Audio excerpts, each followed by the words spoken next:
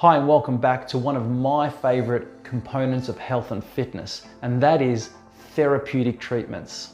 Although there's a lot you can do for yourself in regards to your own healing, your own health and fitness, it comes to the point where you can benefit greatly by seeking outside assistance. Let somebody else share some of the responsibility. Let a professional take the reins for that 30 or 60-minute period where you're being treated, where you're allowed to relax completely and let the healing take place. In the business, they call this outsourcing. In a domestic situation, you may call it going to a restaurant where somebody else prepares and cooks you the meal so that you can relax and enjoy your meal in comfort. And when it comes to your health, it's called seeing your therapist and having some time out. Now, there are two types of therapies that you can expose yourself to. One, self-therapy, and number two is external therapy. Self-therapies could mean having a magnesium salt bath, taking some time out in a quiet place to relax while playing some gentle music in the background. It could mean taking a day trip out into the mountains or into the country. It could mean lying down on the ground with your feet elevated above the level of your heart, so that you're increasing circulation and blood flow. Self-therapy could mean absorbing yourself and losing yourself and a sense of time in something you enjoy doing, like a hobby. Either way, self-therapies are very important to healing. They're very important to your state of mind and your health in general.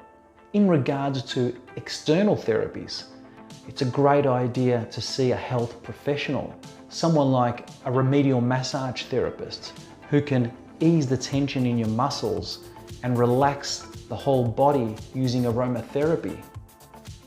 You can see a myotherapist who can also perform some dry needling. An osteopath can give you a whole body manipulation, a manual manipulation. You can see an acupuncturist who can get your organs, your internal system working well and functioning and circulating again. Either way, don't skimp or be frugal with therapy sessions. Now, I can almost guess what you're probably thinking now in regards to hiring a professional therapist to help you along the way. Perhaps you've had a bad experience.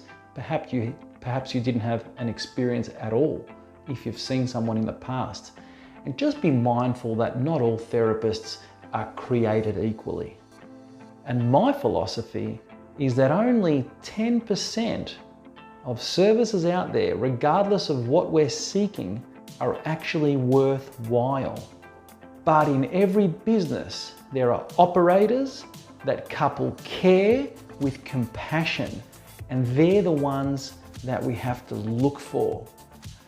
In a nutshell, building a relationship with your therapist goes a long way, because really a great therapist, a great professional, they're worth their weight in gold when it comes to your health and when it comes to your healing.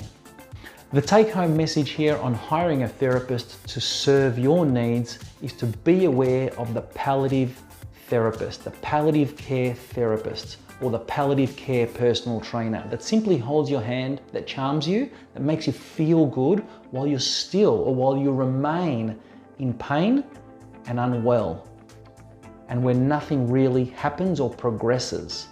So be aware of that style of service provider, because again, my belief, 90% of every industry create a palliative care solution.